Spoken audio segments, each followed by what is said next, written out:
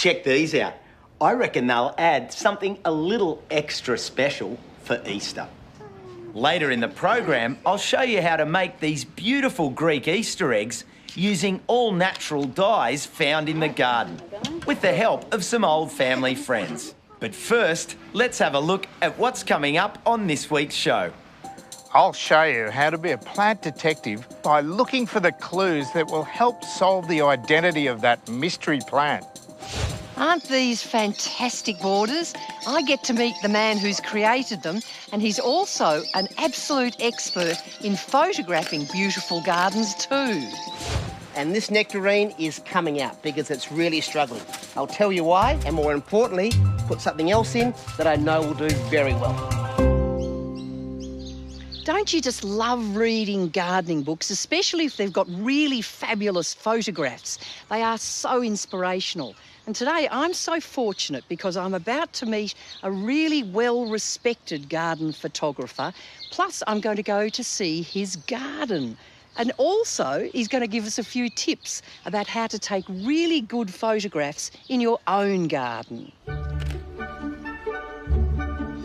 Simon Griffiths' photographic works have been published in many magazines and more than 70 books.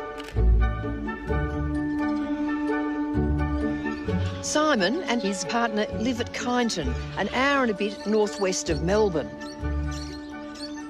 What I like about this garden is that it's really relaxed. You know, you've got plenty of stuff in it and it's just got a lovely feel. Yeah, it's cram-packed full of all my favourite things. Why so much cramming? They all hold each other up, so you don't need to stake anything if everything's really tightly planted. Now, this is on two sides. You've got the borders, and the grass in the middle, and then on the other side, what happens there? Well, then we have different areas of the garden. So we've got the vegetable garden over here, and then there's the entertaining area over there, the terrace. And some of your favourite plants, what would they be? Roses, I guess? Stripy roses, probably one of my favourite things in the whole world. Yeah. And the white Himalayan blackberry over here. Now, tell me about that. I don't know it. So it's deciduous, and in winter, it looks like the canes have all been spray-painted white. They're absolutely amazing and stunning in winter. Does it have fruit? No, it never has fruit. It seems to have flowers, but it never fruits. OK. It looks a nice one, though. And I can see a nice little cottagey sort of thing in there. Oh, that's Ian's studio. That's where he works during the day. So that's lovely. He's an architect. Yeah. And you put that in? Yeah, we renovated an existing shed.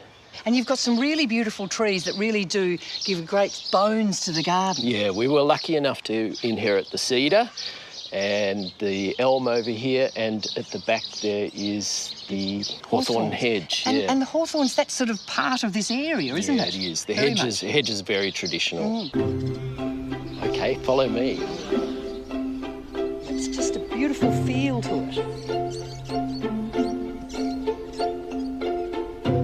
These Flanders poppies look like they've just grown here quite naturally, but there's more to this area than just a drift of flowers. That's a good dog race, isn't it? It is a good dog race.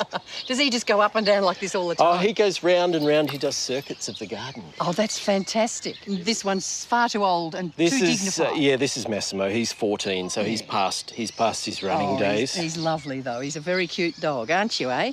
And I noticed this wonderful cardoon. Yeah, the cardoons are fantastic. Yeah. I got the seed originally from Susan Irvine. She had a huge colony of them. The lovely rose lady. Yes, yeah, and she gave me some seed and I'm still growing them. Now, are they edible?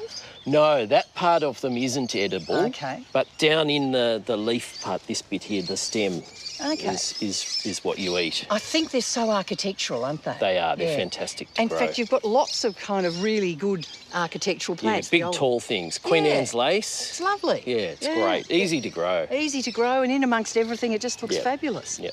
Bit of a cutback in autumn and away you go. Oh, yes. Good for the compost. Now, that plant that I spotted down here, that blue one, everyone wants to know what it is. Oh, that's Cerinthe major. Yes. Everyone that comes to the garden asks, what's that blue plant? Yeah, little shrimp sort of flowers, aren't they? Blue shrimp plant. Yeah, amazing. I like your little veggie garden, but I in particular like this plant. Tell me. Ah, the thornless blackberry. This is just one plant, and we loop it around some stakes here, and it grows, and we get about 6, 7, sometimes 8 kilos of fruit off one plant. Wow. And does it? You have to prune it a lot? Once it's finished its fruiting, you cut off that year's growth, and then this is next year's growth over here. Oh, look at it. Gee, how strong is that? I also wanted to show you the garden shed. Oh, that's lovely. Now, that's part of Ian's studio, yes, though, isn't it? It is. I asked him if I could have a metre of his studio to make a little garden tool shed. Yeah. But he only gave me 80 centimetres, so it's kind of tiny. Oh, it's very neat and nice, though, isn't it? Yeah. I often think that you can tell a person's personality by looking in their garden shed. You sure can.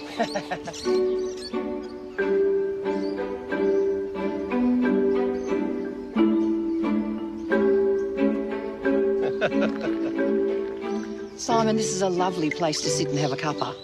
This is the part of the garden we use the most here, and we live out here in summer. How important is shade? I mean, this deodar is just fantastic. Very important in a climate like Kyneton, Yes. where we get hot, hot summers. Yeah, yeah. And I love the way you've just got it very simple with the rug, especially for the dog. Yes, the dogs don't like to sit on the granitic sand. So they have their own Persian rug for the garden. And this is your little gesture for formality, is it, with the topiary box? Yes, my little topiary collection that I clip twice a year to keep them looking good. And this is what I use to trim it. These are Japanese box shears. Oh, my goodness gracious. Oh, aren't they beautiful? They're specifically designed for trimming your box bushes. Oh, that's just lovely, isn't it? This is a real photographer's garden. It's as pretty as a picture. And Simon will be back later in the program to give you some tips on how to take beautiful photos in your own garden.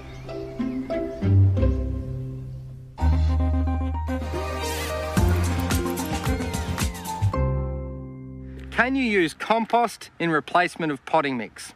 Well, potting mix has been designed and manufactured to have certain qualities. Good amounts of air, good drainage, good water and nutrient holding capacity, as well as a stable pH. Whereas compost can vary depending on what it's been made out of. So, yes, you can grow plants in straight compost, but if they're in pots, they'll do far better with a good potting mix with some of this black gold added to it. It's a common term in gardening, but not everyone's clear on what deadheading is. It simply means to cut off the old flower spike to encourage more flowers. By deadheading regularly, it gives you a longer flowering period, and I'm going to get to enjoy this buddleia for months to come.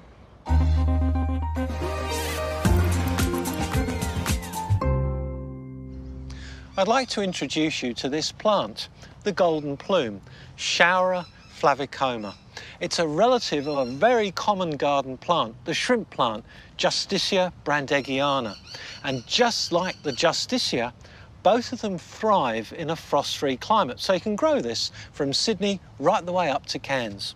All this plant requires is some leafy soil with a little bit of compost, a little bit of moisture and some dappled shade. And in that situation, it will reliably self-seed. So the main purpose of this plant is as a bed filler or as a mass planting. I've only seen this plant twice in my life, so I'm going to take a seedling. This is something I want to cultivate.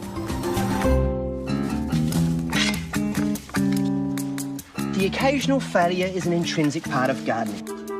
If we're to learn and increase our knowledge, we have to try out different ideas. But it's a fact of life that some things just don't work out. So don't let it get you down. I don't. Plan A was to grow temperate fruit trees right along this fence line. But it hasn't worked out. You can see the nectarines were pretty crook, and I had apricots here. They went far south, so I've already pulled those out. And there's a reason why. It's simply too hot. This is a north-facing fence line. It's also metal. There's concrete blocks and the gravel driveway. And this sensor has been telling me that at times it's at least 5 degrees hotter than the surrounding garden. So time for plan B, and that's fruit trees that like it hot. Mango, olive and mulberry. As I've dug up the stunted trees, something else is evident. The Mexican marigolds that I planted to attract beneficial insects have done really well with the heat, but they're robbing soil moisture from the fruit trees. So I'm going to keep them well back from the new plantings.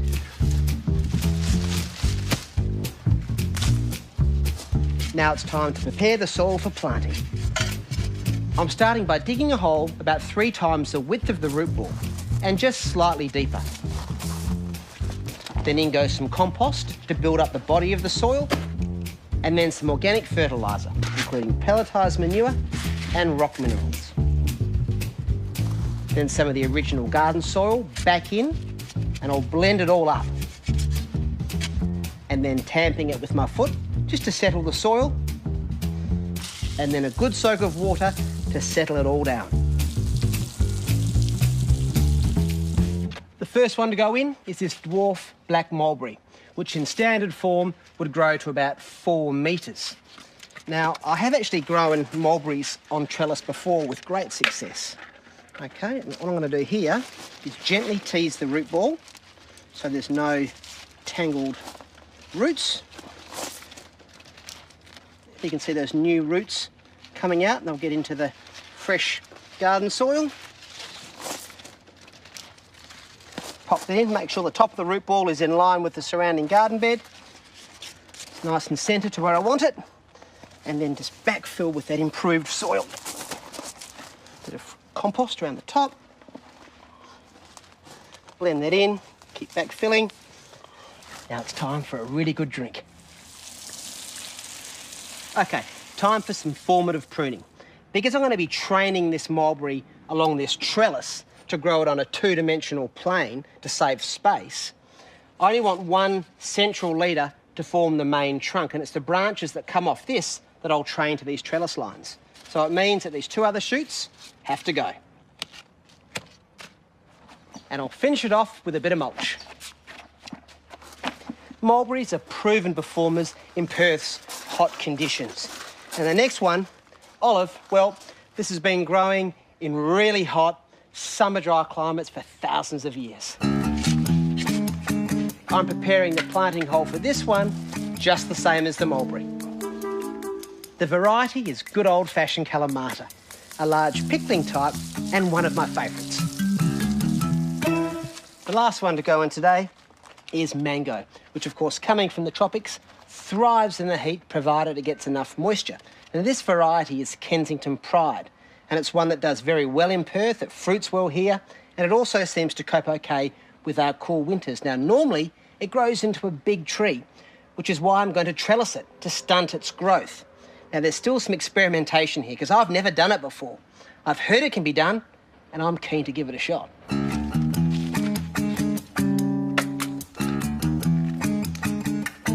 These fruit trees cost between $20 and $30 each. The compost, fertiliser and mulch, all up around $30. So in total, this job cost around $100.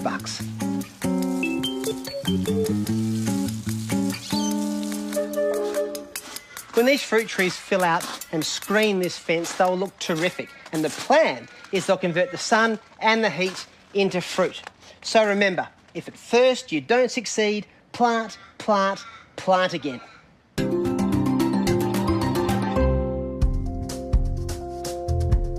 Well, the 2 things that I was good at school at were science and art, and I suppose photography is a mixture of the 2 things.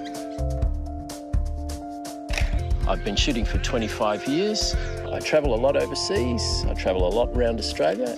I shoot for magazines and books. I do houses, all sorts of things, but my great love is shooting gardens. I think you learn something from every single garden that you go to. And it doesn't matter whether it's a small suburban backyard or a big country garden, you always learn something from every garden. Without a doubt, my favourite garden would be Great Dixter in the UK. Absolutely amazing garden, cram-packed full of unusual and rare things, and it's just amazing. In any season, you must go and see Great Dixter. Now to those tips on taking great photos of your garden. Light is everything for shooting gardens. If you avoid the middle of the day when the sun's harsh and shoot either really early in the morning or late in the afternoon, you get lovely long shadows and the light's really interesting and quite magical. Another option is to shoot on an overcast day when you get lots and lots of detail in the image and you avoid getting dark shadows. Do something different. Find a different perspective or a point of view of the garden that you're photographing. A ladder can help, but do it safely. Try shooting in different weather conditions. Just before a storm when there's dramatic clouds in the sky can be fantastic, or early on a frosty morning can be great to shoot. Keep shooting. Take quite a few shots every week and review your work over a period of time. You'll find that your work's improving and in no time at all you'll be taking great garden photographs. So, what are you waiting for? Get out there and start shooting. The surefire way to identify a plant is to use the technology available in a botany laboratory. But not many of us have access to a botanic gardens and its high-powered microscopes and DNA technology. So what if you want to find out what that plant is in your garden or that fantastic looking tree in the local park? What do you look for and how do you find out what it is?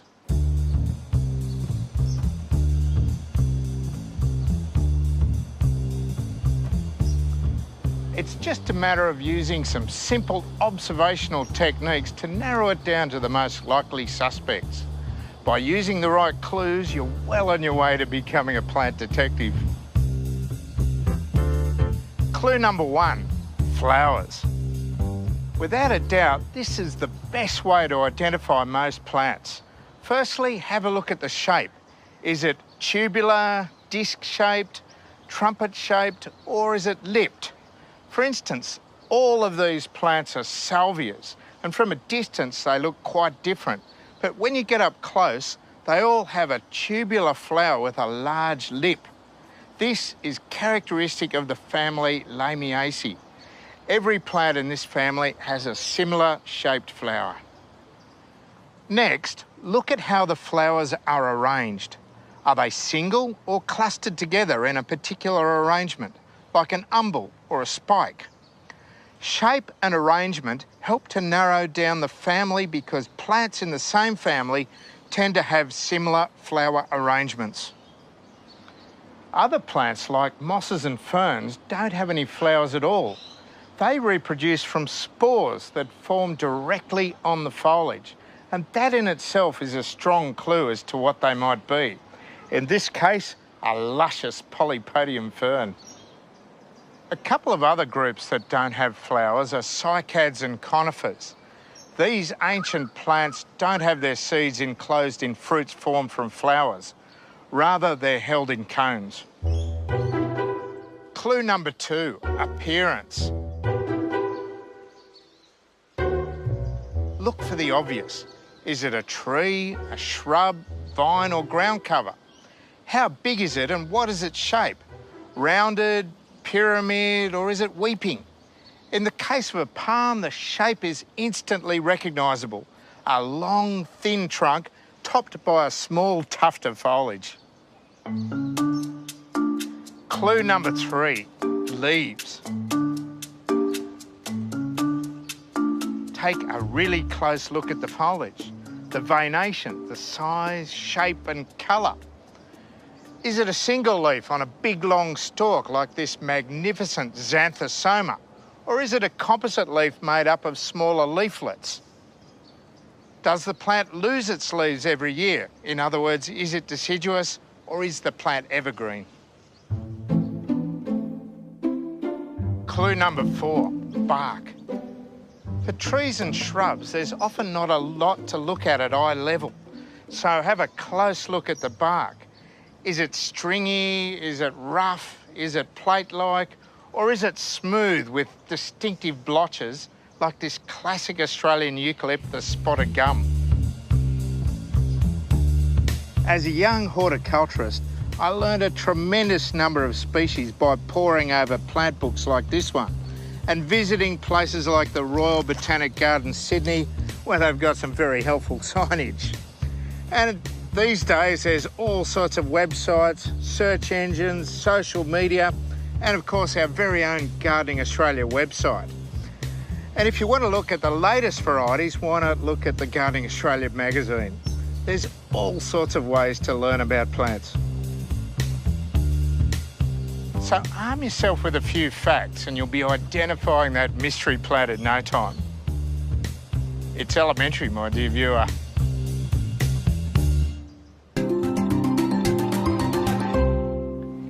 Every year, as far back as I can remember, my family and friends have got together to create colourful dyed Greek Easter eggs. Well, I've got some eggs from my chickens at home and I'm ready to get creative with this year's batch. Hey, Maria! How are you? Hi, girls. How you going? You good? Oh, look who's in charge up the back here, Ange. Mwah. How are you? You know, the world is in order if Ange is giving me stick about the beard. Everything is fine in the world. I've known Maria and her mum, Angela, for most of my life. And today, Maria's invited her two nieces, Pamela and Zoe, along to help us create what I think will be some pretty amazing Easter eggs. So look at these eggs, girls. I remember when I was your age and I used to do egg dyeing with my Iya and my mum. It was lots of fun, wasn't it? Yeah, it is, yeah. Yeah, we dye red eggs for Easter and they symbolise that Christ has risen. And on Saturday night, we crack them and whoever egg is not broken is the winner and has good luck for the year. Yeah, the champion for the year. Champion, and you keep that egg. Now, there's my eggs, Maria. I've selected all of my white ones. White are the best because they show up the colour. And they haven't been in the fridge, have they? No. No, because room temperature is the best because that way when we boil them, they don't break. OK, now, Zoe, what have we got here? Beetroot. What colour do you think we're going to get out of the beetroot? Purple, red. Purpley red? Yeah, I think you're right. And what about over here, Pamela? What do we got? Onions. What colour will come out of the onions, do you think? Brown. Do you think they'll make you cry as well? Maybe. And what else have we got here, Maria? We've got some stockings and some ties and some little stickers. We can also get the girls to pick some leaves from the garden and we put them on and we dye them, tie them with the stocking, and when we take it off, it leaves the imprint of the leaf. Oh, wow. So they make really pretty eggs. What do you think? Do you girls want to come up and we'll pick some flowers and some leaves? Yes. Yeah. That sounds like fun to me. OK, let's have a look in the garden. Now, do either of you know what plant this is? Rosemary. Now, if we cut off about that much, that's the pattern that we'll get on the egg, OK? There's lots of different plant leaves and flowers you can use, but it's best to stick to edible plants and the ones that you know. For a list of the obvious ones to avoid, check out the fact sheet on our website. This is a chicory flower, and I think that pattern will come up beautifully on our eggs. And then look what we've got here, some beautiful basil. So let's cut some of these off. Cut that one off. And the last one over there is the oregano. Let's get a little bit of that. Take it off right at the bottom there. What have you been up to, Maria? Well, I've cut up some stockings ready for the eggs. We've got some onion leaves and some stickers, so we can get working. All right, we'll grab an egg, girls. Tightly press the leaves and flowers against the eggs with pieces of stocking. This will hold everything together, but it'll also let the dye through to colour the eggs.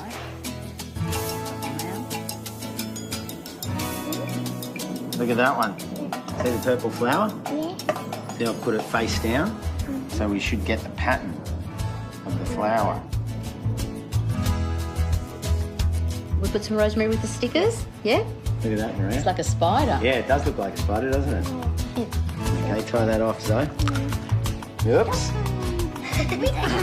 Well, I think we've done incredibly well. We're up to about 15 eggs and we've had our first casualty. The stocking hasn't quite caught her artwork, but she's ahead of her time. I love your work. Well done, Zoe. Okay, Maria, here's some more cut veggies. Okay. I've got some onions there. All right, there they go. I've got a little bit of beetroot here and some more cabbage. Now, tell me, what's the boiling technique? I don't know. Really, it's experimental. So we'll see how we go. But I think about an hour to get a colour. We're already getting a bit of colour. Yep. And what's the purpose of the vinegar? The vinegar will make the eggs hold the colour more. Okay. So I think we'll splash some in now. What quantity? Just like half a cup, I would splash. say. Yeah, good. Splash. Splash. You know that measurement, it's written on the side of all good Greeks don't kitchenware. measure. Just a splash, a Greek splash. Now the dye colour is strong enough, we'll add the eggs and simmer slowly for about an hour. I'm really excited to see how they've turned out. Let's start unwrapping, eh? Oh, that's so pretty. Look at the pattern here. It's like a dragonfly. Take off the stocking and all the bits of plant material and stickers to reveal the beautiful finished Easter eggs. And that's where you put the chicory flower. Let's try that one. Look how white the egg is underneath where we took the sticker Yeah, off. and the love heart. This looks like the one we covered in onion leaves. Yeah. Turned out really well. Finish off by rubbing a bit of oil on the eggs to make them look even better. Look at the result. And the best thing is, it's all come from the garden. Now, we all know that gardening is good for us. And whether it's participating in a project like this, getting your hands in the soil, or even just enjoying the produce from your patch, it's good to know that just spending time in the garden is good for our well-being. Here's what's in store next week. Make a note in your diary. April is allium month. Onions, chives, leeks, shallots, and of course, garlic. And I'm in a garden which is a blaze of colour all year round, thanks in no small part to a chance encounter and a very generous gift.